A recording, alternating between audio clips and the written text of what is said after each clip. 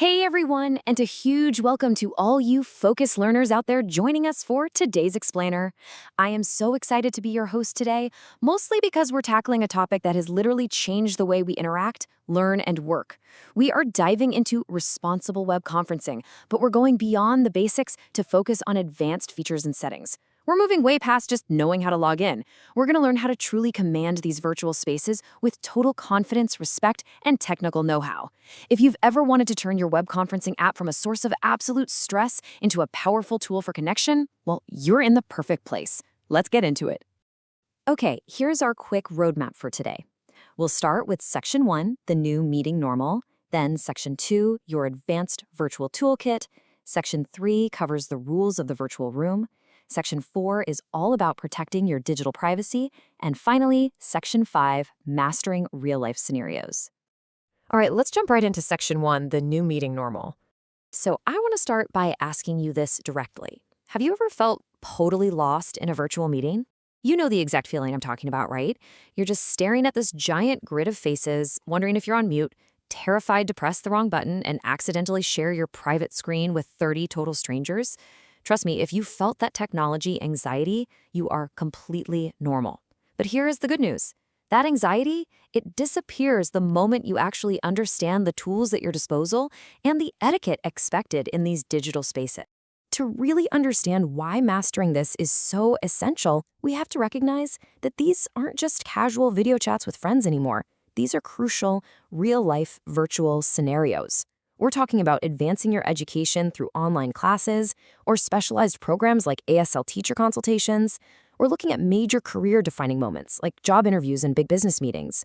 We're even relying on these platforms for our health with medical consultations and our civic duties through barangay and community coordination. So mastering these digital tools, it's honestly no longer optional. It's an absolute, fundamental requirement for navigating modern life and participating fully in your community. Which brings us to Section 2, your advanced virtual toolkit. Okay, let's ground ourselves with a super clear definition first. Web conferencing is defined as an online meeting or communication activity where people can see, hear, chat, and share information through the internet using an application or software. The keywords you really want to focus on here are see, hear, chat, and share. It's this dynamic, multi-sensory, interactive environment whether you're using Zoom, Google Meets, Microsoft Teams, or Messenger Rooms. So your core toolkit essentially breaks down into 4 primary engines. First up, the mute and camera buttons. These are your main tools for clear communication because they let you control exactly when you're seen and heard. Then we have screen share. This is an advanced feature that basically turns you from a passive viewer into an active presenter, letting you share files or information seamlessly. Next is the waiting room feature. Now, this isn't just some digital lobby. It's literally your frontline defense for security and privacy, allowing the host to control exactly who enters the space. And finally, reactions. These are amazing. They allow for quick, nonverbal responses like a simple thumbs up or a clap. This means you can show your support and participation without ever having to interrupt the speaker. Every single one of these tools gives you highly specific control over your digital environment. Moving right along to Section 3, rules of the virtual room. Now, the really crucial point here is following these exact procedures for joining any virtual meeting. Think of this as your pre-flight checklist. Step 1 happens before you even hit join. Check your camera, check your microphone, and check your internet connection. Seriously, don't wait until you're live to realize your audio is completely broken. Step 2, carefully click the meeting link or open the application. Now, Step 3 is incredibly important for respect and identification. Type your real or agreed upon name. Please don't log in as user123 or iBard. And finally, Step 4, the absolute golden rule of entry. Mute your microphone when you're not speaking. Following these 4 steps just sets a rock-solid foundation of respect right from the very start of the meeting. Let's look at the difference here. Responsible use means maintaining a high level of digital self-awareness. That means muting your microphone when you aren't speaking to ensure the channel remains crystal clear for the presenter, rather than polluting the whole space with background noise. On the flip side, the risky behavior is leaving that microphone on. It disrupts the speaker, it distracts literally everyone else in the room, and frankly, it just shows a lack of digital self-awareness. Knowing when to use a feature is just as important as knowing how to use it. Next up is Section 4, protecting your digital privacy. You know, privacy isn't just some corporate buzzword. It's a personal responsibility in every single web conference.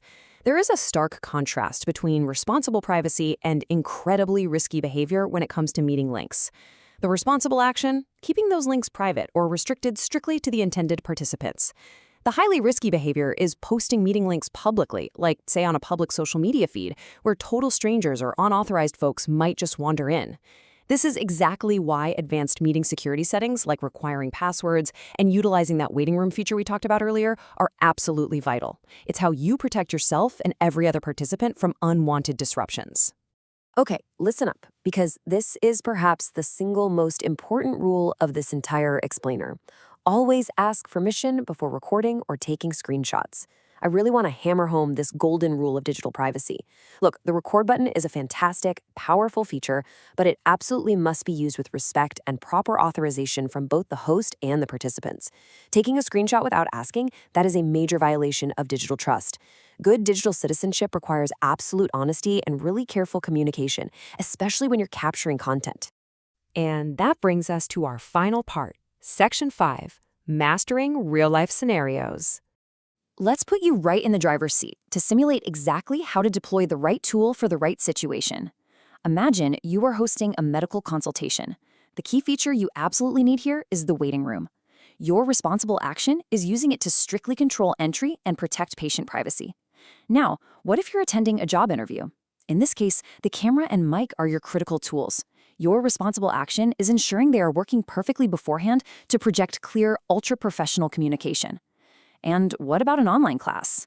Well, the chat and reactions features become the absolute stars of the show here, allowing for respectful participation without everyone talking over the teacher all at once. See how that works? It perfectly connects the technical features directly to your human responsibility. And hey, just as we learned how to join a meeting properly, we really have to know how to leave one. Digital etiquette extends all the way to the very end of the conference. You don't want to just slam your laptop shut. Step 1. Listen to the host or teacher for any final instructions. Step 2, ask any lingering final questions using the chat or your microphone. Step 3, consciously click the button to leave the meeting properly when the activity officially ends. It seems simple, but this graceful exit shows a lot of professionalism and respect for the organizers. So to summarize our core takeaway for today, mastering these platforms isn't just about raw technical skill. I mean, yes, you definitely need to know where the screen share button is and how the waiting room works, but true mastery, that's about being a cooperative and ethical digital citizen. Responsible web conferencing requires total respect for others' time and focus, a deep privacy awareness to protect data and identities, and confident digital behavior so you can actually focus on the meeting's core purpose, rather than stressing over the software's buttons. I want to leave you with this final thought. How will you use these advanced features to protect privacy and communicate clearly in your very next virtual meeting? The next time you log on for an online class, a medical consultation, or a community meeting, you are no longer just a passive attendee. You have the digital toolkit, you know the exact rules of the virtual room, and you deeply understand the importance of digital citizenship. So take these skills, step confidently into that virtual space, and communicate like a pro. Thanks so much for joining me on this explainer, and I absolutely can't wait for you to apply your new digital superpowers. See you next time.